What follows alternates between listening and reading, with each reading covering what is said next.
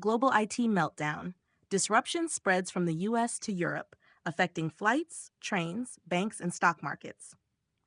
Passengers waiting at Palermo Airport, all rights reserved. A global IT meltdown has reemerged, causing one of the most severe and widespread crashes in recent history, disrupting digital systems worldwide. This massive failure has severely affected essential services across multiple continents, including air traffic, markets, trains, banks, media, and some medical services. Notably, this incident does not appear to be the result of a cyber attack.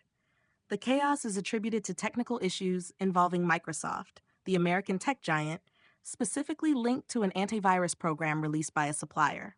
This issue has triggered a pervasive global chain reaction starting Thursday evening and continuing into much of today across the US, Europe, and beyond. The root cause appears to be a catastrophic double trigger, the first involving Microsoft Azure, Microsoft's cloud service, and the second a faulty antivirus update from security partner CrowdStrike. This destabilized millions of PCs using Microsoft technology, evidenced by sudden screen blackouts at numerous airports, known as the blue screen of death. Suspicions of a hacker attack were quickly dismissed by various countries' surveillance bodies, starting with France. By the afternoon, the first signs of recovery emerged, though severe disruptions persisted and will take time to fully resolve. IT meltdown, grounded flights worldwide. George Kurtz, CEO of CrowdStrike, stated on X that the company is actively working with affected clients to resolve an issue found in a single update for Windows hosts.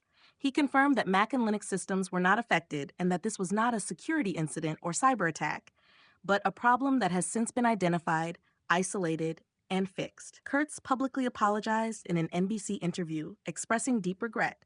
However, the damage was extensive and long-lasting. Major impacts were seen in the aviation sector, with airports like Berlin forced into temporary closure and numerous technical issues, cancellations, and delays affecting passengers from Amsterdam to Zurich, Singapore to Hong Kong, and Sydney. The domino effect also hit UK airports, various French airports outside Paris, and airports in Italy.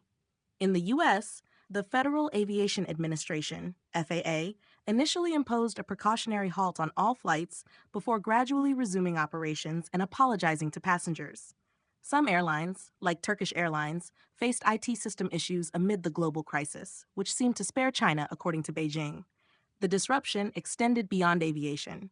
In the UK, the main rail operator was paralyzed for hours, with similar issues in Poland. Financially, the London and Milan stock exchanges halted index updates before resuming normal operations in the afternoon. Banking operations were crippled for some groups, from Ukraine to Kenya. Media giants such as Australia's ABC, the UK's Sky News, and France's Canal Plus were also affected.